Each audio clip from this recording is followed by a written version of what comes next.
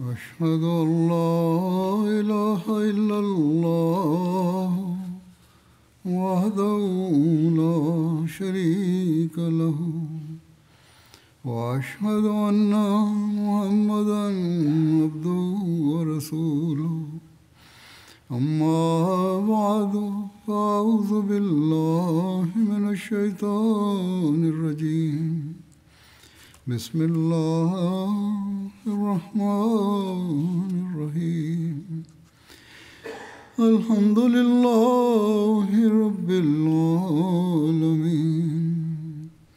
الرحمن الرحيم مالك يوم الدين إياك نعبد وإياك نستعين اهدنا الصراط المستقيم صراط الذين أنعمت عليهم غير المغضوب عليهم ولا الضالين.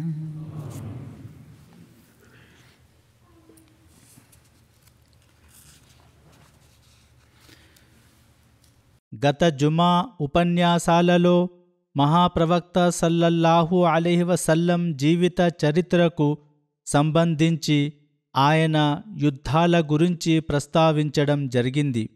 ఈ సందర్భంలో తబూకు యుద్ధ వివరాలు వివరించబడుతున్నాయి. దీనికి సంబంధించిన మరింత సమాచారం ఇట్లు గలదు. ఈ సందర్భంగా ఒక మహిళ గొప్ప నిష్కల్మషత ఉత్సాహాన్ని ప్రదర్శించినట్లు వ్రాయబడింది. యుద్ధం కోసం మహిళలు కూడా ఏ విధంగానైనా సరే ఎటువంటి త్యాగానికి వెనుకాడలేదని ఇట్లు వివరించబడింది. ఆర్థిక త్యాగంలో కూడా వారు ముందుండిరి. దానిలో వారు తమ నగలను తీసి దైవ ప్రవక్త సల్లల్లాహు అలైహి వసల్లంకు సమర్పించారు. ఇదే విధంగా భావోద్వేగాల త్యాగానికి సంబంధించిన ఒక సంఘటన కూడా చారిత్రక పుస్తకాలలో భద్రపరచబడింది. దాని గురించి ప్రస్తావిస్తూ హజరత్ ముస్లిహ్ మౌద్ రజియల్లాహు తాలా అన్హు ఇలా అన్నారు: సైన్యం సిరియా వైపు వెళ్ళవలసి ఉన్నందున, మౌతా యుద్ధ దృశ్యం ముస్లింల కళ్ళ ముందు ఉన్నందున ప్రతి ముస్లిం హృదయంలో మహాప్రవక్త సల్లల్లాహు అలైహి వసల్లం ప్రాణరక్షణ గురించి ఆలోచన అన్ని ఆలోచనల కంటే అధికంగా ఉండెను. మహిళలు కూడా ఈ ప్రమాదాన్ని గ్రహిస్తూ తమ భర్తలను, కుమారులను యుద్ధానికి వెళ్ళమని ప్రోత్సహిస్తుండిరి. ఈ నిష్కల్మషత, ఉత్సాహం ఈ విధంగా అంచనా వేయబడుతుంది. ఒక అనుచరుడు ఏదో పని నిమిత్తం బయటకు వెళ్ళినా అతను మహాప్రవక్త సల్లల్లాహు అలైహి వసల్లం సైన్యంతో సహా మదీనా నుండి బయలుదేరిన తర్వాత తిరిగి వచ్చాడు.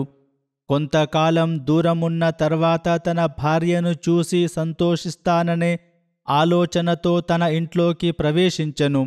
అతను తన భార్య పెరట్లో కూర్చుని ఉండటాన్ని చూసి ప్రేమతో దగ్గరకు వెళ్ళి ముద్దు పెట్టుకొనుటకు ప్రయత్నించెను. అతను తన భార్య దగ్గరకు వెళ్ళగానే ఆమె 2 చేతులతో అతన్ని వెనక్కి నెట్టివేసింది. ఆ అనుచరుడు ఆశ్చర్యంతో తన భార్య ముఖాన్ని చూసి, ఇన్ని రోజుల తర్వాత కలిసినప్పుడు ఇలా ఎందుకు ప్రవర్తిస్తున్నావని అడిగెను. ఆమె ఇట్లు సమాధానమిచ్చింది: నీకు సిగ్గులేదా? దైవ ప్రవక్త సల్లల్లాహు అలైహి వసల్లం ఒక ప్రమాదకరమైన ప్రదేశానికి వెళ్తున్నారు, కానీ నువ్వు నీ భార్యను ప్రేమించడానికి ధైర్యం చేస్తున్నావు. ముందు వెళ్ళి నీ కర్తవ్యాన్ని నిర్వర్తించు, ఆ తరువాత ఈ విషయాల గురించి ఆలోచించవచ్చు. ఆ అనుచరుడు వెంటనే ఇంటి నుండి బయటకు వెళ్ళి తన సవారీపై జీను కట్టి 3 ప్రాంతాల దూరం వెళ్ళాక మహాప్రవక్త సల్లల్లాహు అలైహి వసల్లంను కలుసుకున్నాడు. ఈ సంఘటనను హజరత్ ముస్లిహ్ మౌద్ రజియల్లాహు అన్హు మరొక చోట కూడా వివరించారు. మొదటిది దీబాచా తఫ్సీరుల్ ఖుర్ఆన్ అను పుస్తకంలో ప్రస్తావించిరి. రెండవది ఖుద్దాముల్ అహ్మదియా ఇజ్తిమా సమావేశంలో చేసిన ప్రసంగంలో ప్రస్తావించారు. ఆయన ఇలా అన్నారు: ఒకసారి పవిత్ర ప్రవక్త సల్లల్లాహు అలైహి వసల్లం ఒక అనుచరుణ్ణి ఏదో పని మీద బయటకు పంపారు. ఆ తర్వాత తబూకు యుద్ధ సంఘటన జరిగింది. ఈ ప్రదేశం అత్యంత ప్రమాదకరమైనది. ఆ సమయంలో రోమన్ ప్రభుత్వం నేటి అమెరికా, రష్యా ప్రభుత్వాల వలె శక్తివంతంగా ఉండేది. పవిత్ర ప్రవక్త సల్లల్లాహు అలైహి వసల్లం ఒక చిన్న సైన్యాన్ని తీసుకొని ఇంత పెద్ద ప్రభుత్వంపై పోరాడటానికి వెళ్ళవలసి వచ్చింది. మదీనాలో చాలా తక్కువ మంది ముస్లిములు మిగిలారు. చుట్టుప్రక్కల ప్రజలు కూడా ఐక్యంగా లేరు. ఒకవేళ వారు ఐక్యంగా ఉన్నప్పటికీ రోమ్ చక్రవర్తి ముందు వారికి ఎటువంటి విలువ ఉండేది కాదు. అందుకే పవిత్ర ప్రవక్త సల్లల్లాహు అలైహి వసల్లం అందరూ యుద్ధానికి వెళ్ళాలని ఆదేశించారు. ఇస్లామీ సైన్యం బయలుదేరిన తర్వాత మహాప్రవక్త సల్లల్లాహు అలైహి వసల్లం పని నిమిత్తం బయటకు పంపిన ఆ అనుచరుడు తిరిగి వచ్చాడు. ఆయన యువకుడు. అతనికి అప్పుడే పెళ్లి జరిగింది. కొంతకాలం దూరమున్న తర్వాత తన ఇంట్లోకి ప్రవేశించినప్పుడు తన భార్య పెరట్లో కూర్చొని ఉండటాన్ని చూసెను. ఆయన నేరుగా ఆమె వైపు వెళ్ళి ఆమెను కౌగిలించుకోవాలని అనుకున్నాడు. కానీ ఆ భార్య ఆయన ప్రేమకు బదులివ్వకుండా ఆయన ఎదపై బలంగా 2 దెబ్బలు కొట్టి వెనక్కి నెట్టివేస్తూ, దైవ ప్రవక్త సల్లల్లాహు అలైహి వసల్లం అయితే యుద్ధరంగంలో ఉన్నారు, కానీ నీకు నీ భార్యను ప్రేమించాలని తోస్తుందా? దైవ ప్రమాణం, మొహమ్మద్ సల్లల్లాహు అలైహి వసల్లం క్షేమంగా తిరిగి వచ్చే వరకు నేను నీ ముఖం కూడా చూడనని అంది.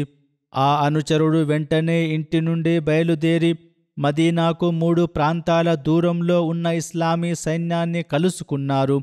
పవిత్ర ప్రవక్త సల్లల్లాహు అలైహి వసల్లం తన ఇతర అనుచరులతో కలిసి మదీనాకు తిరిగి వచ్చినప్పుడు మాత్రమే ఆయన ఇంటికి తిరిగి వచ్చారు. సారాంశం ఏమనగా, వీరు ప్రతి ప్రమాదకర సందర్భంలో వెనుకాడకుండా తమ ప్రాణాలను ప్రమాదంలో పడేసిన వ్యక్తులు.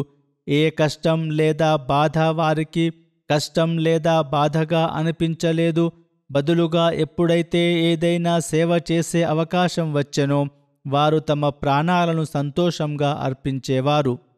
మొత్తం మీద దీని వివరాలలో ఇంకా ఇలా వ్రాయబడింది: 15 లేదా కొన్ని కథనాల ప్రకారం 19 ప్రాంతాలలో బస చేస్తూ వారు సల్లల్లాహు అలైహి వసల్లం తమ అనుచరులతో సహా తబూక్ ప్రాంతానికి చేరుకున్నారు. తబూక్ పర్యటనలో ఎక్కడెక్కడ బస చేశారనే ప్రత్యేక వివరాలు లభించనప్పటికీ తరువాత ఆ ప్రదేశాలలో మసీదులు నిర్మించబడ్డాయి. ఆ ప్రాంతాల పేరు మీదుగా మసీదులకు పేర్లు పెట్టబడ్డాయి. కాబట్టి చరిత్రకారులు దీని నుండి వివరాలను సేకరిస్తూ ఈ ప్రదేశాలలోనే హజరత్ ముహమ్మద్ సల్లల్లాహు అలైహి వసల్లం బస చేసి ఉంటారని తెలిపారు. ఈ ప్రదేశాల పేర్లు కూడా గ్రంథాలలో వివరించబడ్డాయి. అవి 15 నుండి 22 వరకు పేర్కొనబడ్డాయి. సీరత్ ఇబ్న్ ఇస్హాక్, ఇబ్న్ హిషాంలలో మసీదులు నిర్మించబడినట్లుగా పేర్కొనబడిన 17 ప్రాంతాలు ఇట్లున్నవి: zoo ఖుషబ్, FIFA, జుల్ మర్వా, రుక్ఆ, వాదియుల్ ఖురా, Saeed, హిజ్ర్, Sadar, housie, జుల్ జీఫా, Chik తారా, అల్ బత్రా, అలా, జాతుల్ ఖత్మి, అఖ్జర్, జాతుజ్జురాబ్, సనియా, మద్రాన్, తబూక్. ఒక కథనం ప్రకారం హజరత్ ఉక్బా బిన్ ఆమిర్ ఈ సంఘటనను వివరిస్తూ, మేము తబూక్ యుద్ధంలో హజరత్ ముహమ్మద్ సల్లల్లాహు అలైహి వసల్లంతో కలిసి బయలుదేరాం. ఒక రాత్రి మహాప్రవక్త సల్లల్లాహు అలైహి వసల్లం నిద్రపోయారు. చాలా సుదీర్ఘ ప్రయాణం, అలసట కూడా ఉండెను. సూర్యుడు ఒక పెద్ద ఎత్తుకు వచ్చినప్పుడు ఆయన మేల్కొన్నారు. అప్పుడు ఆయన సల్లల్లాహు అలైహి వసల్లం ఇలా అన్నారు: ఓ బిలాల్, మన కొరకు ఫజ్ర్ నమాజ్ కోసం ఎదురు చూడమని నేను నీకు చెప్పలేదా? మేల్కొని ఉండి మమ్మల్ని లేపమని చెప్పలేదా? హజరత్ బిలాల్ ఇలా విన్నవించుకున్నారు: ఓ దైవ ప్రవక్త సల్లల్లాహు అలైహి వసల్లం, మీలాగే నన్ను కూడా నిద్ర ఆవహించింది, నాపై కూడా నిద్ర ఆధిపత్యం వహించింది. కథనం తెలిపే వ్యక్తి ఇలా వివరించారు: పవిత్ర ప్రవక్త సల్లల్లాహు అలైహి వసల్లం సైన్యాన్ని బయలుదేరమని ఆదేశించారు. కొంత దూరం ప్రయాణించిన తర్వాత వారు తమ సవారీ నుండి దిగి సున్నతులు చేసుకున్నారు, అనుచరులకు నమాజ్ చేయించారు. ఆ తరువాత ఆయన సల్లల్లాహు అలైహి వసల్లం పగలంతా రాత్రంతా వరుసగా ప్రయాణించి తరువాతి రోజు ఉదయం తబూక్ చేరుకున్నారు. ఈ సమయంలో వ్రాయబడినప్పటికీ ఏదేమైనా నమాజ్ సమయాలలో నమాజులు చేయబడి ఉంటాయి. దానికోసం విరామం తీసుకుని ఉంటారు. తబూక్ చేరుకున్న తర్వాత ఆయన సల్లల్లాహు అలైహి వసల్లం అనుచరులకు ఒక ఉపన్యాసమిచ్చారు. ఆయన ఇట్లు అల్లాహ్ను స్తుతించి ఆ తరువాత ఇలా అన్నారు: ఓ ప్రజలారా, అత్యంత సత్యమైన విషయం అల్లాహ్ గ్రంథం అనగా పవిత్ర ఖురాన్, బలమైన పట్టు దైవభీతి గురించి చెప్పడం, ఉత్తమ మతం హజరత్ ఇబ్రాహీం మతం, ఉత్తమ సున్నత్ ముహమ్మద్ సల్లల్లాహు అలైహి వసల్లం సున్నత్, అత్యున్నత విషయం దైవస్మరణ, ఉత్తమ కథ ఈ పవిత్ర ఖురాన్, ఉత్తమ పనులు గట్టి సంకల్పంతో చేసేవి, చెత్త పనులు మతంలో కొత్తగా సృష్టించినవి, ఉత్తమ మార్గదర్శకత్వం ప్రవక్తల మార్గదర్శకత్వం, అత్యంత శ్రేష్టమైన మరణం అమరత్వ మరణం, మార్గదర్శకత్వం తర్వాత అతి పెద్ద అంధత్వం దోవ తప్పడం దారి తప్పడం, ఉత్తమమైన పనులు లాభదాయకమైనవి, ఉత్తమ మార్గదర్శకత్వం పాటించదగినది, అతి చెత్త అంధత్వం హృదయ అంధత్వం, కళ్ళ అంధత్వం కాదు, అల్లాహ్ విషయాలు అర్థం కానప్పుడు హృదయ అంధత్వం అనబడుతుంది. తర్వాత ఆయన ఇలా అన్నారు: పై చేయి అనగా ఇచ్చే చేయి, కింది చేయి అనగా తీసుకునే చేయి కంటే ఉత్తమమైనది, తక్కువగా ఉండి సరిపోయేది ఎక్కువగా ఉండి అశ్రద్ధకు గురిచేసేదానికంటే మంచిది. అతి చెత్త క్షమాపణ మరణ సమయంలో చేసేది, అతి చెత్త సిగ్గు పునరుత్థాన దినం నాడు ఉంటుంది. కొంతమంది జుమా నమాజు కోసం చాలా ఆలస్యంగా వస్తారు, మరికొంతమంది దైవ స్మరణను విడిచిపెట్టి మళ్ళీ చేస్తారు. అత్యంత గొప్ప పాపాలలో ఒకటి అబద్ధపు నాలుక. ఉత్తమ సంపద హృదయ సంపద అంటే నమాజును విడిచిపెట్టి ఆలస్యంగా వచ్చే వారిని కూడా ఆయన సల్లల్లాహు అలైహి వసల్లం మెచ్చుకోలేదు. ఇది చాలా చెడ్డ విషయం అని అన్నారు. ఆయన ఇలా అన్నారు: గొప్ప పాపాలలో ఒకటి అబద్ధపు నాలుక, ఉత్తమ సంపద హృదయ సంపద, ఉత్తమ ప్రయాణ సరుకు దైవభీతి, జ్ఞానపూరిత అల్లాహకు భయపడడం, ఉత్తమ విషయం హృదయాలలో విశ్వాసాన్ని పటిష్టం చేసేది, సందేహం అవిశ్వాసంలో ఒక భాగం, శోకం అజ్ఞానచర్య, ద్రోహం నరకాగ్ని, చెడ్డ కవిత్వం ఇబ్లీసు నుండి వస్తుంది, మద్యం పాపాలకు మూలం, స్త్రీలు శైతాన్ వలలు, యవ్వనం పిచ్చితనంలో ఒక భాగం, అతి చెత్త సంపాదన వడ్డీ సంపాదన, అతి చెత్త ఆహారం అనాథల ఆస్తిని తినడం, అదృష్టవంతుడు ఇతరుల నుండి ఉపదేశం పొందేవాడు, దురదృష్టవంతుడు తల్లి గర్భం నుండే దురదృష్టవంతుడుగా పుట్టినవాడు. మీలో ప్రతి ఒక్కరూ 4 చేతుల స్థలం వైపు వెళ్ళేవారు, అంటే చివరికి మరణించి సమాధి చేయబడతారు. విషయం పరలోకంపై ఆధారపడి ఉంటుంది, పని ముగింపుపై ఆధారపడి ఉంటుంది. అతి చెత్త కథకులు అబద్ధపు కథకులు. రాబోయేది దగ్గరగా ఉంది. విశ్వాసిని తిట్టడం పాపం, విశ్వాసితో పోరాడడం అవిశ్వాసం, విశ్వాసిని దూషించడం అల్లాహకు అవిధేయత, అతని ఆస్తి అపవిత్రత అని అతని రక్తం వలె ఉంటుంది. అల్లాహ్ ఎదుట ప్రమాణం చేసేవాడు అతన్ని తిరస్కరిస్తాడు. ఆయన నుండి క్షమాపణ కోరేవాడిని ఆయన క్షమిస్తాడు. తన సోదరుడిని క్షమించేవాడిని అల్లాహ్ కూడా క్షమించేస్తాడు. కోపాన్ని అణచుకునేవాడికి అల్లాహ్ ప్రతిఫలం ఇస్తాడు. విపత్తుపై ఓర్పు వహించేవాడికి అల్లాహ్ దాని బదులు ఇస్తాడు. కీర్తిని ఇష్టపడేవాడికి అల్లాహ్ కీర్తి ఇస్తాడు. ఓర్పు వహించేవాడికి అల్లాహ్ రెట్టింపు ఇస్తాడు. అల్లాహకు అవిధేయత చూపేవారిని అల్లాహ్ శిక్షిస్తాడు. తర్వాత ఆయన సల్లల్లాహు అలైహి వసల్లం ఇలా అన్నారు: ఓ అల్లాహ్, నన్ను నా సముదాయాన్ని క్షమించు. ఓ అల్లాహ్, నన్ను నా ఉమ్మతును క్షమించు. ఓ అల్లాహ్, నన్ను నా ఉమ్మతును క్షమించు. ఈ విషయాన్ని ఆయన 3 సార్లు పునరావృతం చేశారు. తర్వాత ఆయన ఇట్లన్నారు: నేను నా కోసం మీకోసం అల్లాహ్ నుండి క్షమాపణ కోరుతున్నాను. తబూకు ప్రయాణంలో మహాప్రవక్త సల్లల్లాహు అలైహి వసల్లం అనేక సందర్భాలలో అనుచరులకు వ్యక్తిగతంగా లేదా సామూహికంగా ఉపదేశాలు చేశారు. వాటిలో కొన్ని ప్రస్తావించబడుతున్నాయి. హజరత్ అబూ సయీద్ ఖుదరీ ఇలా వివరించారు: తబూకు యుద్ధం జరిగిన సంవత్సరంలో మహాప్రవక్త సల్లల్లాహు అలైహి వసల్లం తన సవారీకి ఆనుకుని ప్రజలనుద్దేశించి ప్రసంగిస్తుండిరి. ఆయన ఇట్లన్నారు: నేను మీకు ఉత్తమమైన చెత్త వ్యక్తుల గురించి చెప్పనా? నిశ్చయంగా ప్రజలలో ఉత్తమమైన వ్యక్తి ఎవరంటే అతను తన గుర్రం లేదా ఒంటెపై స్వారీ చేస్తూ లేదా నడుచుకుంటూ అల్లాహ్ మార్గంలో పనిచేస్తాడు. చివరికి అతనికి మరణం వచ్చే వరకు. నిశ్చయంగా ప్రజలలో చెత్త వ్యక్తి ఎవరంటే అతను అల్లాహ్ గ్రంథాన్ని, పవిత్ర ఖురాన్ను చదువుతాడు, కాని తన అజ్ఞానాన్ని విడిచిపెట్టి అందులోని ఏ విషయం వైపు కూడా మరలడు. ఇప్పుడు చూడండి, నేటి కాలంలో చాలామంది పవిత్ర ఖురాన్ చదువుతున్నామని చెప్పుకుంటారు, కానీ ఆచరణ మాత్రం శూన్యం. హజరత్ ఇబ్న్ అబ్బాస్ నుండి ఉల్లేఖించబడింది, దైవ ప్రవక్త సల్లల్లాహు అలైహి వసల్లం తబూకులో అనుచరులను ఉద్దేశించి ఇట్లన్నారు: ప్రజలలో సాటిలేని వ్యక్తి ఎవరంటే అతను తన గుర్రంపై స్వారీ చేస్తూ అల్లాహ్ మార్గంలో జిహాద్ చేస్తూ ప్రజల కీడు నుండి దూరంగా ఉంటాడు. రెండవ సాటిలేని వ్యక్తి ఎవరంటే అతను తన సంపద సౌలభ్యంలో ఇతరుల కంటే ముందుంటాడు, తన అతిథిని గౌరవించి మర్యాద చేస్తాడు, అతనికి అతని హక్కు ఇస్తాడు. ఈ సందర్భంలో హిరాక్లియస్కు ఇస్లాంను ఆహ్వానిస్తూ పంపిన లేఖ గురించి కూడా ప్రస్తావన లభిస్తుంది. మహాప్రవక్త సల్లల్లాహు అలైహి వసల్లం తబూక్ చేరుకున్నప్పుడు రోమ్ చక్రవర్తి హెరాక్లియస్ ఆ సమయంలో హమస్లో ఉండెను. మహాప్రవక్త సల్లల్లాహు అలైహి వసల్లం ఇట్లన్నారు: నా లేఖను చక్రవర్తి వద్దకు తీసుకువెళ్లే వారికి స్వర్గం లభిస్తుంది.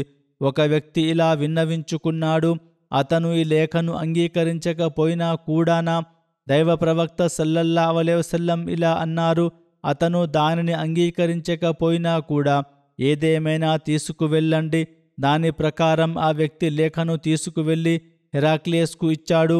అతను దానిని చదివి, మీ ప్రవక్త వద్దకు తిరిగి వెళ్ళండి మరియు నేను అతని అనుచరుడిని అని చెప్పండి, కానీ నేను నా రాజ్యాన్ని విడిచిపెట్టడానికి ఇష్టపడను అని అన్నాడు.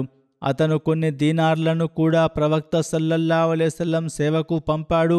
ఆ వ్యక్తి తిరిగి వచ్చి ఈ విషయం గురించి మహాప్రవక్త సల్లల్లాహు అలైహి వసల్లంకు తెలిపినప్పుడు వారు సల్లల్లాహు అలైహి వసల్లం ఇట్లన్నారు: అతను అబద్ధం చెప్పాడు, అతను సత్యం మాట్లాడలేదు. ఆ దీనార్లను దైవ ప్రవక్త సల్లల్లాహు అలైహి వసల్లం ప్రజలలో పంపిణీ చేశారు. హజరత్ దహియా ఈ లేఖను హెరాక్లియస్ వద్దకు తీసుకువెళ్లారు.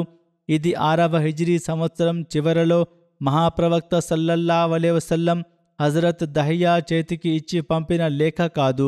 ఆ లేఖ 7వ హిజ్రీ ముహర్రం నెలలో అతనికి అందింది. ఇమాం ఇబ్న్ హజర్ కితాబుల్ మగాజీ ప్రవక్త జీవిత చరిత్ర కథనాల ఆధారంగా పవిత్ర ప్రవక్త సల్లల్లాహు అలైహి వసల్లం తబూకులో ఉన్నప్పుడు చక్రవర్తి మొదలైన వారికి రెండవసారి లేఖలు రాశారనే అభిప్రాయాన్ని వ్యక్తం చేశారు. 1941లో పుస్తక రూపంలో ప్రచురించబడిన లేఖలు వారి అభిప్రాయాన్ని ధృవీకరిస్తున్నాయి. ఆ పుస్తకం పేరు మజ్ముఆ అల్ వసాయిక్ అల్ సియాసియా లిల్ అహద్ అన్ నబవి వల్ ఖిలాఫా అల్ రాషిదా. దాని రచయిత డాక్టర్ హమీదుల్లా ఇందులో పవిత్ర కాలం నుండి ఖులఫాయ్ రాషిదీన్ కాలం వరకు ఉన్న చారిత్రక రాజకీయ పత్రాలు పొందపర్చినారు. ఈ పుస్తకం మొదటిసారిగా 1941లో ఈజిప్టు నుండి ప్రచురించబడింది.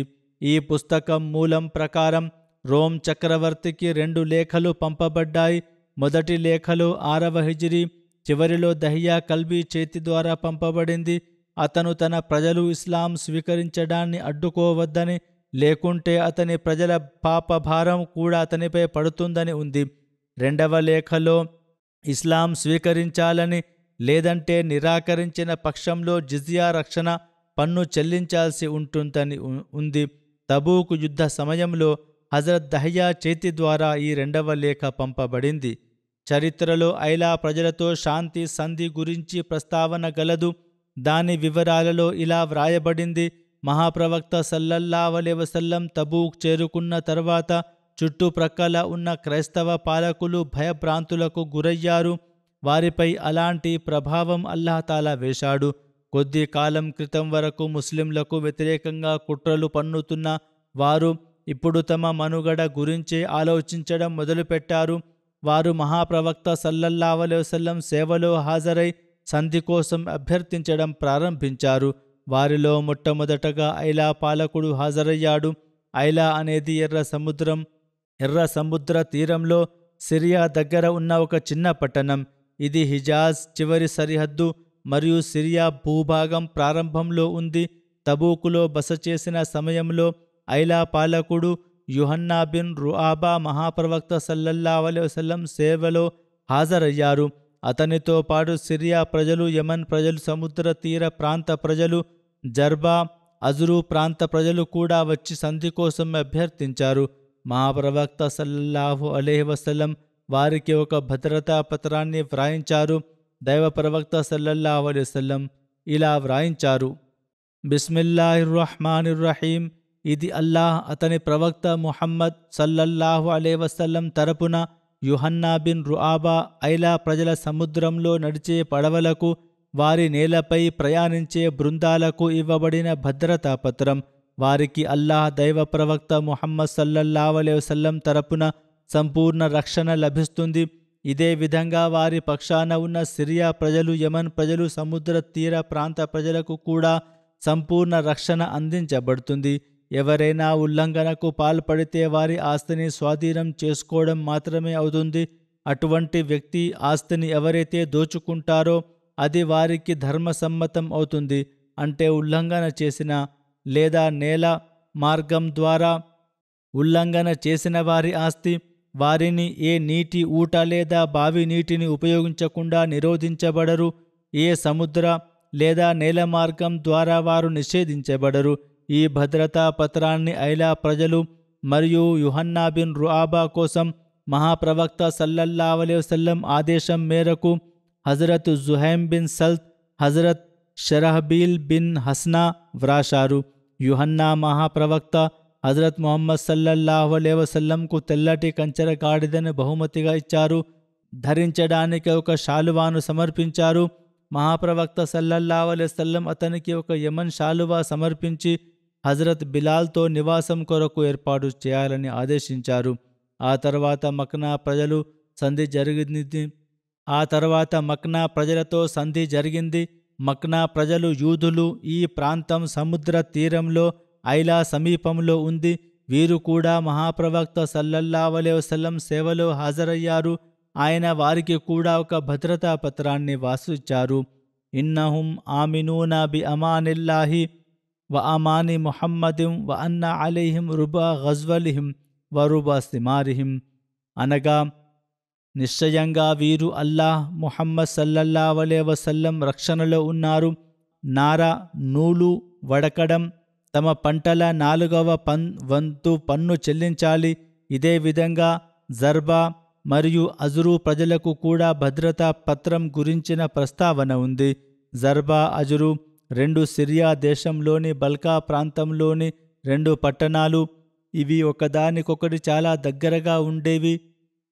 వాటి మధ్య కేవలం 3 రోజుల దూరం మాత్రమే ఉండేది. ఒక అభిప్రాయం ప్రకారం 1 మైలు కంటే తక్కువ దూరం ఉండేది. మహాప్రవక్త సల్లల్లాహు అలైహి వసల్లం జర్బా, అజురు ప్రజలకు కూడా ఒక భద్రతా పత్రాన్ని రాసి ఇచ్చారు. హాజా కితాబున్ మిన్ ముహమ్మదిన్ నబియ్యి లి అహ్లి జర్బా వ అజ్రహా ఇన్నహుం ఆమినూన బి అమానిల్లాహి వ అమాని ముహమ్మదిన్ వ అన్న అలైహిం మిఅత దినారిన్ ఫీ కుల్లి రజబిన్ వ ఫిత్నతున్ తయ్యిబతిన్ వల్లాహు కఫీజున్ అలీం. అనగా ఈ లేఖ అల్లాహ్ ప్రవక్త ముహమ్మద్ సల్లల్లాహు అలైహి వసల్లం తరపున జర్బా, అజురు ప్రజల పేరు మీద రాయబడింది. వీరు అల్లాహ్, ముహమ్మద్ సల్లల్లాహు అలైహి వసల్లం రక్షణలో ఉన్నారు. వీరిపై ప్రతి రజబ్ ఇస్లామీ నెలలో ఖచ్చితంగా 100 దీనార్లను పన్నుగా చెల్లించడం విధి. అల్లాహ్ మాత్రమే వారికి సంరక్షకుడు. తబూకు యుద్ధానికి సంబంధించి ఒక సరయ్యా గురించి కూడా ప్రస్తావన లభిస్తుంది. దీనిని హజరత్ ఖాలిద్ బిన్ వలీద్ నేతృత్వంలో డైరెక్టర్ ఉకైదర్ బిన్ అబ్దుల్ మాలిక్ వైపు పంపారు. మహాప్రవక్త సల్లల్లాహు అలైహి వసల్లం తబూకులో ఉన్నప్పుడే హిజ్రీ 9వ సంవత్సరం రజబ్ నెలలో ఉకైదర్ బిన్ అబ్దుల్ మాలిక్ వైపుకు వెళ్ళడానికి హజరత్ ఖాలిద్ బిన్ వలీద్కు 420 మంది అశ్వదళంతో కూడిన సైన్యాన్ని ఇచ్చి దౌమతుల్ జందల్కు పంపారు. దౌమతుల్ జందల్ అనేది సిరియా మదీనా మధ్య ఉన్న ఒకచోట ఒక కోట పట్టణం. ఇది మదీనా నుండి 15 నుండి 16 రోజుల ప్రయాణ దూరంలో ఉంది. తబూకు నుండి ఈ కోట సుమారు 400 కిలోమీటర్ల దూరంలో ఉంది. ఉకైదర్ బను కిందా తెగకు చెందినవాడు. వారి రాజు. అతను క్రైస్తవుడు. దైవ ప్రవక్త సల్లల్లాహు అలైహి వసల్లం హజరత్ ఖాలిద్తో ఇలా అన్నారు, నువ్వు అతన్ని రాత్రి సమయంలో అతను ఒక అడవి ఆవును వేటాడే సమయంలో చూస్తావు. అప్పుడు నువ్వు అతన్ని పట్టుకో. అంటే అల్లాహ్ ఈ దృశ్యాన్ని దైవ ప్రవక్తకు చూపించాడు. ఈ పరిస్థితి ఉంటుంది. ఈ సమయంలో నువ్వు దాడి చేస్తే పట్టుకోగలుగుతావు. తరువాత ఆయన ఇలా అన్నారు, అల్లాహ్ నీకు దౌమతుల్ జందల్ను జయించుటకు అవకాశం ప్రసాదిస్తాడు. నువ్వు అతనిపై విజయం సాధిస్తే అతన్ని చంపవద్దు. అతన్ని నా వద్దకు తీసుకురా. ఒకవేళ అతను నిరాకరించి పోరాడితే అప్పుడు నువ్వు అతన్ని చంపవచ్చు. హజరత్ ఖాలిద్ బయలుదేరడం గురించి ఇలా వ్రాయబడింది. హజరత్ ఖాలిద్ ఆ వైపుకు బయలుదేరి కోటకు చాలా దగ్గరగా చేరుకున్నారు. అది స్పష్టంగా కనిపించడం మొదలైంది. అది వెన్నెల రాత్రి. ఉకైదర్ తన భార్య రబాబ్ బిన్ నైఫ్ కందయ్యాతో పాటు పై కప్పుపై ఉన్నాడు. అప్పుడు ఒక అడవి ఆవు వచ్చింది. అది తన కొమ్ములతో తోట తలుపును కొట్టడం ప్రారంభించింది. ఉకైదర్ భార్య అతనితో, అడవి ఆవు వచ్చి ఈ విధంగా కోట తలుపుకు తన కొమ్ములతో కొట్టడం వంటి సంఘటనను మీరు ఎప్పుడైనా చూశారా అని అడిగింది. ఉకైదర్ అల్లాహ్ మీద ప్రమాణం చేసి నేను ఎప్పుడూ ఇలాంటిది చూడలేదు అని అన్నాడు. దానిపై ఆ స్త్రీ, ఎవరు దీనిని వదిలిపెట్టగలరు అని అడిగింది. అప్పుడు రాజు, ఎవరూ వదిలిపెట్టలేరు. నేను ఇప్పుడే వెళ్ళి వేటాడి తీసుకొస్తాను అని అన్నాడు. తదనుగుణంగా అతను కిందికి దిగి తన గుర్రాలపై స్వారీ చేయమని ఆదేశించాడు. అతనితో పాటు అతని బంధువులు సమూహం కూడా స్వారీ చేసింది. వారిలో హస్సాన్ అనే అతని సోదరుడు కూడా ఉన్నాడు. అతను అతనితో ఉన్నవారు ఆ ఆవును వెంబడిస్తూ బయలుదేరారు. ఈ వేటగాళ్లు ఏమాత్రం భయం లేకుండా వేట వెనుక వెళుతుండగా అకస్మాత్తుగా ఎదురుగా హజరత్ ఖాలిద్ అశ్వదళం కనిపించింది. వారు వారిని పట్టుకున్నారు. ఉకైదర్ను బంధించారు. కానీ హస్సాన్ ఖైదీగా ఉండటానికి నిరాకరించి ప్రతిఘటించాడు. అతను పోరాడాడు. దానిపై అతన్ని చంపేశారు. చంపబడిన హస్సాన్ తలపై దీబాజ్, ముత్యాలు పొదిగిన పట్టు శాలువా కప్పబడి ఉంది. దానికి బంగారు తీగలు అల్లబడి ఉన్నాయి. ఖాలిద్ బిన్ వలీద్ ఆ శాలువాను మహాప్రవక్త సల్లల్లాహు అలైహి వసల్లం సేవకు పంపారు. తాను స్వయంగా ఉకైదర్ ఖైదీగా పట్టుకొని బయలుదేరారు. దీని వివరాలలో మరింతగా ఇలా వ్రాయబడింది. ఉకైదర్ను ఖైదీగా పట్టుకున్న తర్వాత అతని సోదరుడు హస్సాను చంపిన తర్వాత హజరత్ ఖాలిద్ ఉకైదర్తో ఇలా అన్నారు, నేను నిన్ను పవిత్ర ప్రవక్త సల్లల్లాహు అలైహి వసల్లం సేవలో ప్రవేశపెట్టే షరతుపై, నువ్వు నాకు దౌమతుల్ జందల్ను వశం చేయించే షరతుపై ఆశ్రయం ఇవ్వనా? ఉకైదర్ అవును అని అన్నాడు. దానిపై హజరత్ ఖాలిద్ రజల్లాహు అన్హు అతన్ని తీసుకుని కోటకు దగ్గరగా వచ్చారు. ఉకైదర్ తన కుటుంబ సభ్యులను తలుపు తెరవమని పిలిచాడు. వారు తలుపు తెరవడానికి ప్రయత్నించినప్పుడు ఉకైదర్ సోదరుడు మీదాత్ నిరాకరించాడు. ఉకైదర్ హజరత్ ఖాలిద్తో ఇలా అన్నాడు, నువ్వు చూశావు కదా, నువ్వు నాకు వేసిన సంకెళ్లను వారు చూశారు కాబట్టి వారు తలుపు తెరవడం లేదని నీకు అర్థమయ్యింది. నువ్వు నన్ను విడిచిపెట్టు. నేను నీకు అల్లాహ్ నమ్మకం పేరిట చెబుతున్నాను. నువ్వు నా కుటుంబ సభ్యులతో నా కోసం పంచి సంధి చేసుకుంటే నేను నీకోసం కూడా తలుపు తెరుస్తాను. హజరత్ ఖాలిద్ రజల్లాహు అన్హు ఇలా అన్నారు, నేను నీతో సంధి చేసుకుంటాను. ఉకైదర్ ఇలా అన్నాడు, నువ్వు కోరుకుంటే నిన్ను 3వ మధ్యవర్తిగా చేసుకుంటా, లేదంటే నువ్వు కోరుకుంటే నువ్వు నన్ను 3వ మధ్యవర్తిగా చేసుకో. హజరత్ ఖాలిద్ రజల్లాహు అన్హు ఇలా అన్నారు, నువ్వు ఏమి ఇస్తావో మేము దానిని అంగీకరిస్తాం. దాని ప్రకారం హజరత్ ఖాలిద్ రజల్లాహు అన్హు అతన్ని విడిచిపెట్టారు.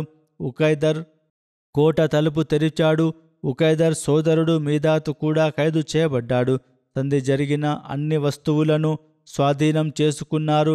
ఈ పోరాటంలో ముస్లింలకు 2000 ఒంటెలు, 800 బానిసలు, 400 కవచాలు, 400 ఈటెలు లభించాయి. ఈ యుద్ధపు సంపద నుండి అల్లాహ్ అతని ప్రవక్త సల్లల్లాహు అలైహి వసల్లం 5వ వంతు వేరు చేసి మిగిలిన వంతు సంపదనను వారితో పాటు వెళ్లిన యోధుల మధ్య పంపిణీ చేశారు. ఉకైదర్ అతని సోదరుడు మహాప్రవక్త సల్లల్లాహు అలైహి వసల్లం సేవలో హాజరు కావడం గురించి కూడా ప్రస్తావన ఉంది. దాని వివరాలు ఈ విధంగా ఉన్నాయి. హజరత్ జాబిర్ రజల్లాహు అన్హు వివరిస్తూ, హజరత్ ఖాలిద్ బిన్ రజల్లాహు అన్హు ఉకైదర్ను తీసుకువచ్చినప్పుడు నేను అతన్ని చూశాను. అతను బంగారు సిలువను, పట్టు వస్త్రాన్ని ధరించి ఉన్నాడు. అతను మహాప్రవక్త సల్లల్లాహు అలైహి వసల్లం దర్శనం చేసుకున్నప్పుడు ఆయన ముందు సాష్టాంగం చేశాడు. అప్పుడు దైవ ప్రవక్త సల్లల్లాహు అలైహి వసల్లం ఈ సజ్దా చేయకూడదని 2 సార్లు వద్దు వద్దు అని అన్నారు. ఉకైదర్ మరికొన్ని వస్తువులను కానుకగా సమర్పించాడు. వాటిలో ఒక అలంకరణ వస్త్రం, కంచర గాడిదలు ఉన్నాయి. దైవ ప్రవక్త సల్లల్లాహు అలైహి వసల్లం అతనితో రక్షణ పన్నుపై సంధి చేసుకున్నారు. ఇబున్ అసీర్ ప్రకారం వారి జిజియా మొత్తం 30 దీనార్లు. మహాప్రవక్త సల్లల్లాహు అలైహి వసల్లం అతని ప్రాణాన్ని, అతని సోదరుడి ప్రాణాన్ని క్షమించారు. వారిని విడిచిపెట్టారు. దైవ ప్రవక్త సల్లల్లాహు అలైహి వసల్లం వారి కోసం ఒక భద్రతా పత్రాన్ని వ్రాయించారు. అందులో సంధి జరిగిన షరతులను వ్రాయించిన భద్రతా పత్రం ఈ విధంగా ఉంది. బిస్మిల్లాహిర్ రహ్మానిర్ రహీం. హాజా మక్తూబున్ మిన్ ముహమ్మదిన్ రసూలిల్లాహి లి ఉకైదరి మా ఖాలిదిన్ ఇజా అస్లమ వ ఖలఅ అల్ ఔసైన్ వ హాజిహిల్ అహకాము లి దౌమతిల్ జందలి వమా హౌలహా ఇన్నహా లసాహిబతున్ లనజ్జాహిజతుల్ మజ్హూల వస్సిలాహు వల్ ఇబిలు వల్ మహసూన్ వల్ హుసూను వలకుం మకాసిరుద్ దాఖిల జాతుల్ ఉయూనిల్ ముస్తానిసా వలా యఉజ్జలకుం ఫీ సరహలికుం వలా తమ్నఊన మిన్ గుర్జి వతుకీమూన స్సలాత ఫీ వక్తిహా వతూతూన జకాతల్ కామిల వహాజా అహదుల్లాహి లకుం వయల్జముకుం ముస్సిద్కు వల్ వఫావు వల్లాహు వకుల్లు ముస్లిమిన్ అలా జాలిక షాహిదున్. అనగా అల్లాహ్ ప్రవక్త ముహమ్మద్ సల్లల్లాహు అలైహి వసల్లం తరపున ఖాలిద్తో పాటు వచ్చిన ఉకైదర్ కోసం ఈ లేఖ వ్రాయబడింది. ఇతను ఇస్లాం స్వీకరించాడు, విగ్రహాలతో తన సంబంధాన్ని తెంచుకున్నాడు. ఈ కథనం ప్రకారం అతను ఇస్లాం స్వీకరించాడు.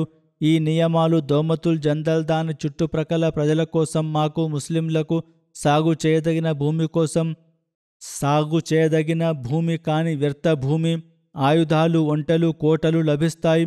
మీకు ఉకైదర్ ప్రజలకు నగరంలోని అంతర్గత ప్రాంతాల ఖర్జూరపు తోటలు, నీటి ఊటలు ఉన్న సాగు భూమి ఉంటాయి. పెంపుడు జంతువులు లెక్కించబడవు. పన్ను కోసం మీ జంతువులను కూడా ఇక్కడ మేపడానికి మిమ్మల్ని నిరోధించరు. మీరు సమయానికి నమాజ్ చేయవలను. మీరు పూర్తి జకాత్ చెల్లించవలను. ఇది అల్లాహ్ మీకు ఇచ్చిన ఒడంబడిక.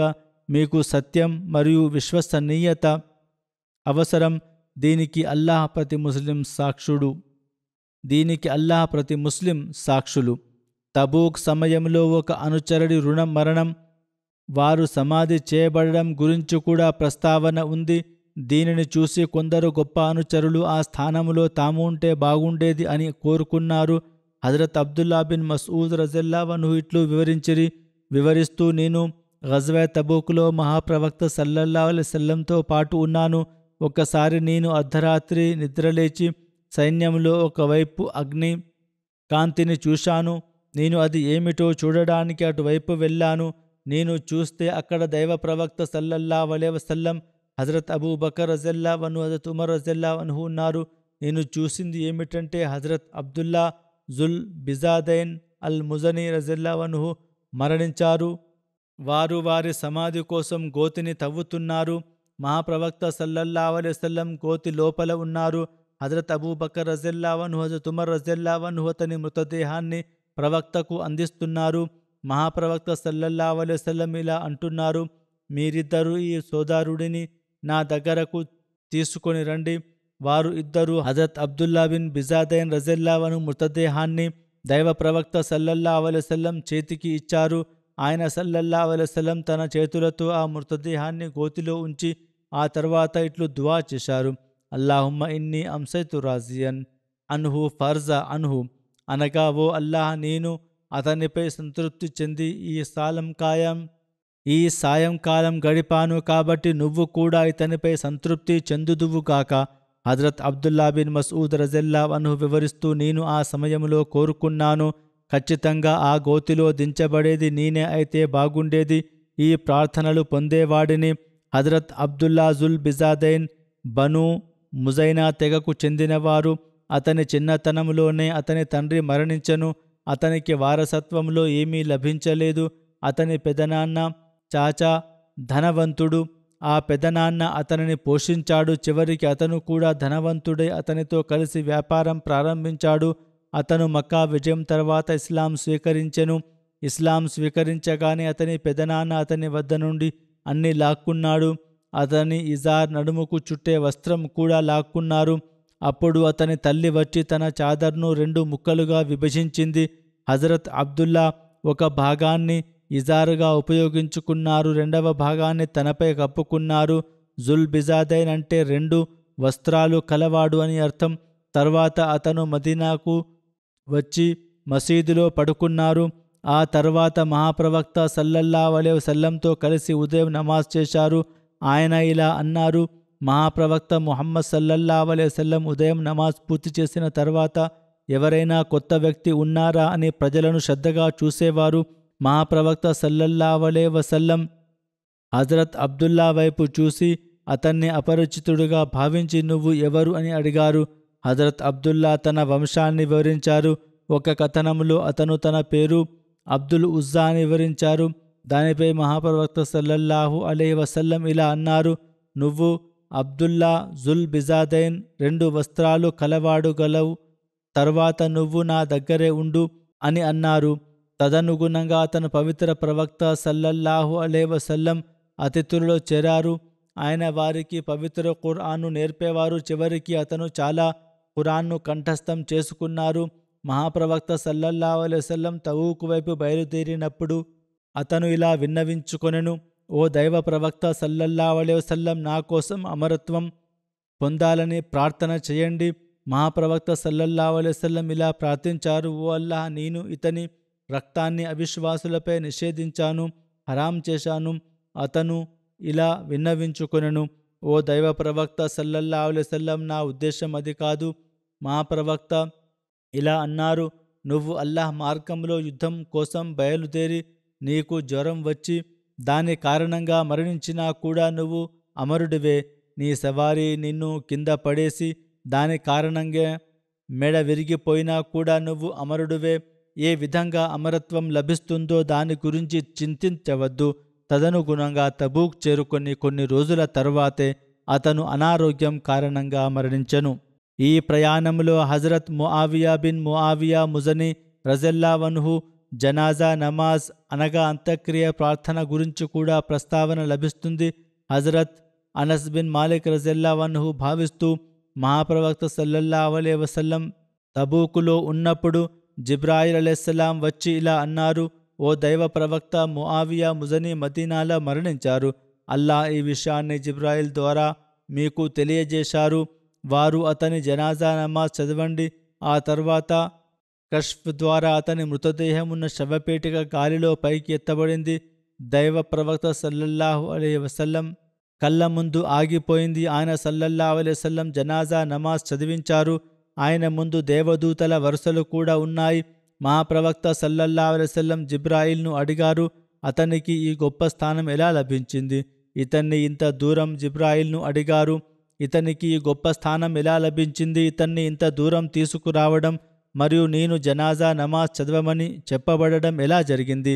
జిబ్రాయిల్ ఇలా సమాధానమిచ్చారు, ఖుల్ హువల్లాహు అహద్ అనే అధ్యాయంపై అతను ప్రేమ చూపడం వల్ల అతను నిలబడి, కూర్చుని, ప్రయాణిస్తున్నప్పుడు, నడుస్తున్నప్పుడు ప్రతి స్థితిలోనూ దీనిని పఠించేవారు. ఇక్కడ ఇంకొక విషయం ఏమిటంటే, తబూక్ చేరుకున్న తర్వాత మరింత ముందుకు వెళ్ళడం గురించి మహాప్రవక్త సల్లల్లాహు అలైహి వసల్లం ముందుకు వెళ్ళడం గురించి అనుచరులతో సంప్రదించారు.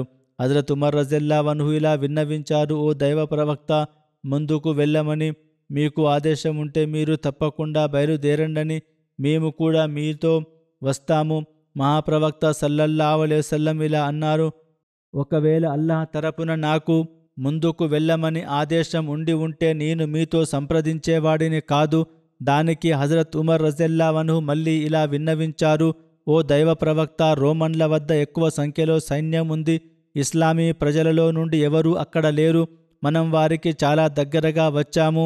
మీరు దగ్గరగా రావడం వల్లే వారికి భయం పట్టుకుంది. మనం ఈ సంవత్సరం వెనక్కి తిరిగి వెళదాం. చివరికి ఏదైనా ఒక అభిప్రాయం స్థిరపడే వరకు, లేదా అల్లాహ్ ఏదైనా పరిస్థితిని కల్పించే వరకు. ఏదేమైనా ఈ మాట విన్న తర్వాత దైవ ప్రవక్త సల్లల్లాహు అలైహి వసల్లం తబూకులో 20 రోజులు బస చేయాలని నిర్ణయించుకున్నారు. మరొక కథనం ప్రకారం ఆయన 20 రోజుల కంటే తక్కువ రోజులు తబూకులో బస చేశారు. ఈ రెండు విభిన్న కథనాలు ఈ విధంగా సమన్వయం చేయవచ్చును. 20 రోజుల అభిప్రాయంలో తబూక్ చేరుకున్న రోజు, తబూకు నుండి ప్రయాణం తిరిగి మొదలుపెట్టిన రోజు కూడా లెక్కించబడ్డాయి. అయితే రెండవ అభిప్రాయంలో ఈ 2 రోజులు లెక్కించబడలేదు. ప్రయాణ కాలం మదీనా నుండి బయలుదేరిన సమయం నుండి మళ్ళీ మదీనాకు తిరిగి వచ్చే వరకు 2 నెలలు లేదా అంతకంటే ఎక్కువ సమయం పట్టింది. ఇబ్నె సాద్ ప్రకారం హిజ్రీ 9వ సంవత్సరం రజబ్ నెలలో మహాప్రవక్త సల్లల్లాహు అలైహి వసల్లం ఈ యుద్ధం కోసం బయలుదేరారు. హిజ్రీ 9వ సంవత్సరం రమజాన్ నెలలో మదీనాకు తిరిగి వచ్చారు. ఈ మధ్యలో షాబాన్ నెల ఉంది. ఈ విధంగా దైవ ప్రవక్త సల్లల్లాహు అలైహి వసల్లం 2 నెలలు లేదా అంతకంటే ఎక్కువ కాలం మదీనా వెలుపల ఉన్నారు. వల్లాహు ఆలం, అల్లాహ్కే బాగుగా తెలుసును. హజరత్ ముస్లిం మౌద్ రజల్లాహు అన్హు కూడా దీనిని ఈ విధంగా వివరించారు. వారు సిరియా దగ్గర తబూకు ప్రాంతానికి చేరుకున్నప్పుడు అక్కడ వాస్తవ పరిస్థితి ఏమిటో తెలుసుకోవడానికి వారు సల్లల్లాహు అలైహి వసల్లం చుట్టూ మనుషులను పంపారు. ఈ దూతలు ఏకాభిప్రాయంతో సిరియా సైన్యం ఈ సమయంలో ఏకీకృతం కాలేదని సమాచారాన్ని తీసుకువచ్చారు. హజరత్ ఉమర్ కూడా అదే చెప్పారు. యుద్ధం కోసం ఎవరూ రావడం లేదు. చుట్టుపక్కల ప్రాంతాల వారు భయపడుతున్నారు. కాబట్టి యుద్ధ అవసరం ఏమిటి? దీనిపై మహాప్రవక్త సల్లల్లాహు అలైహి వసల్లం కూడా కొన్ని రోజులు ఆగి చుట్టుపక్కల కొన్ని తెగలతో ఒప్పందాలు చేసుకుని పోరాడడం లేకుంటే తిరిగి వచ్చారు. ఈ మొత్తం ప్రయాణం కొరకు 2.5 నెలల కాలం పట్టింది. మదీనాకు తిరిగి వచ్చే వరకు ప్రయాణం వివరాలు తర్వాత చెప్పబడును ఇన్షా అల్లా. నేను ఇంతకు ముందు కూడా బంగ్లాదేశ్ గురించి ప్రార్థన చేయమని చెప్పాను. అక్కడ మౌల్వీల వర్గం అంటే అహ్మదీయతును వ్యతిరేకించే వర్గం చాలా అల్లరి చేస్తోంది. రేపు వారికి ఒక జల్సా కూడా ఉంది. కాబట్టి వారి కోసం ప్రత్యేకంగా ప్రార్థన చేయండి. అల్లాహ్ ప్రతి అహ్మదీని సురక్షితంగా ఉంచుగాక, వారి కీడు నుండి కాపాడుగాక. ఇదే విధంగా పాకిస్తానీ అహ్మదీల కోసం కూడా తన ప్రార్థన చేయండి. అల్లాహ్ వారిని కూడా సురక్షితంగా ఉంచుగాక. నిజానికి వారికి ఎక్కువ ప్రార్థనలు అవసరం. వ్యతిరేకులను ఏ విధంగానైనా అణచివేసినా, చట్టబద్ధంగా అణచివేసినా కూడా వారి కోసం దూషణలు అహ్మదీలపైకి వస్తాయి. అందుకే అహ్మదీలు ఎక్కువ ప్రార్థనల వైపు, జాగ్రత్త వైపు దృష్టి సారించాలి. ఇలాగే పాలస్తీనా ప్రజల కోసం కూడా ప్రార్థన చేయండి. యుద్ధ విరమణ ఒప్పందాలు ఉన్నప్పటికీ వారి సామూహిక హత్య అదే విధంగా జరుగుతోంది. అల్లాహ్ దయచూపుగాక. ఇదే విధంగా ఆఫ్రికాలోని అహ్మదీ కోసం కూడా ప్రార్థన చేయండి. అక్కడ కూడా కొన్ని చోట్ల ప్రభుత్వాలు వారిపై అత్యాచారాలు చేస్తున్నాయి. కొన్ని చోట్ల తీవ్రవాదులు వివిధ ప్రదేశాలలో దాడి చేస్తున్నారు. కొన్నిసార్లు అహ్మదీయులు కూడా దానివల్ల ప్రభావితం అవుతున్నారు. అల్లాహ్ ప్రపంచమంతటా శాంతిని, భద్రతను నెలకొల్పుగాక. నమాజుల తర్వాత నేనొక పరోక్ష అంత్యక్రియ ప్రార్థన కూడా చేయిస్తాను. ఈ పరోక్ష జనాజా మొహమ్మద్ హుసేన్ గారిది. మొహమ్మద్ ఇస్మాయిల్ గారి కుమారుడు. వీరు రబువా నివాసికి సంబంధించింది. వీరు గత రోజుల్లో 80 సంవత్సరాల వయస్సుల్లో మరణించారు. ఇన్నా లిల్లాహి వ ఇన్నా ఇలైహి రాజిఊన్. దివంగత వసియత్ చేసి ఉండిరి. తమ జీవిత కాలంలోనే ఆస్తిలో భాగం చెల్లించారు. కుటుంబ సభ్యులలో భార్యతో పాటు 3 కుమార్తెలు మరియు 4 కుమారులు ఉన్నారు. వారి కుమారుడు మొహమ్మద్ ఇమ్రాన్ గారు పశ్చిమ ఆఫ్రికాలోని నైజర్లో మొబల్లిగ సిల్సిలాగా ఉన్నారు. అక్కడ సేవ చేసే భాగ్యం పొందుతున్నారు. క్షేత్రస్థాయిలో ఉన్న కారణంగా అతను తండ్రి అంత్యక్రియల ప్రార్థనలో పాల్గొనలేకపోయారు. ఇదే విధంగా మరో కుమారుడు మొహమ్మద్ లుక్మాన్ గారు మౌల్యం సిల్సిలాగా ఉన్నారు. వారి కుటుంబంలో అహ్మదియత్ 1954లో వారి తండ్రి మొహమ్మద్ ఇస్మాయిల్ గారి ద్వారా వచ్చింది. ఆ తర్వాత 2 సంవత్సరాలకే వారు రబువాకు కూడా వలస వచ్చారు. దివంగతుడు స్వయంగా నమాజ్, ఉపవాసాలు క్రమం తప్పకుండా పాటించేవారు. పవిత్ర ఖురాన్ కఠిన చర్య పఠనత్వం నిత్యం చేసే తహజుద్ చేసేవారు, మంచితనం నిజాయితీ గల ప్రార్థనాపరుడైన వ్యక్తి. మౌల్లిం అయిన మొహాసిన్ తయ్యబ్ గారిలా వ్రాశారు, వారి ప్రాంతంలో 5 సంవత్సరాలు సేవ చేసే అవకాశం నాకు లభించింది. వారిలో నేను ముఖ్యంగా చూసిన ఒక విషయం ఏమిటంటే వారు ఆర్థిక త్యాగంలో చాలా ముందుండేవారు. కొత్త సంవత్సరం ప్రారంభమైనప్పుడల్లా ఏదైనా విరాళాల మొదటి రసీదు వారి పేరిట కట్ చేయబడాలని వారు ప్రయత్నించేవారు. కొన్నిసార్లు ప్రకటనకు ముందే చందాల కోసం డబ్బు ఇవ్వడానికి ప్రయత్నించేవారు.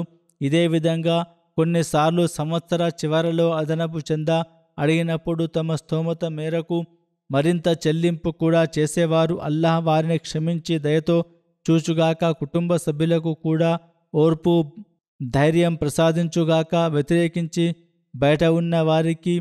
బయట ఉన్న వారి కుమారులకు అల్లాహ్ ఓర్పును ధైర్యాన్ని ఇచ్చి వారి మంచి పనులను కొనసాగించే భాగ్యం ప్రసాదించుగాక.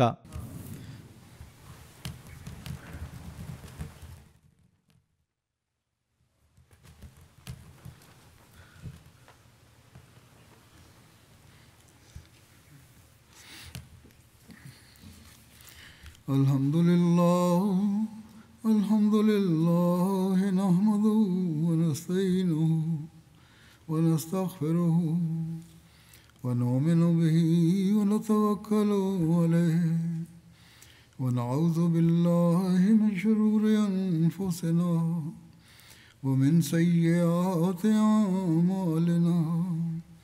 Man yahdihillahu fala mudilla lahu ومن يضلل فلا هادي له ونشهد أن لا إله إلا الله ونشهد أن محمدا عبده ورسوله. عباد الله رحمكم الله إن الله يأمر بالعدل والإحسان وإيتاء ذي القربى وينهى عن الفحشاء والمنكر والبغي يعظكم لعلكم تذكرون.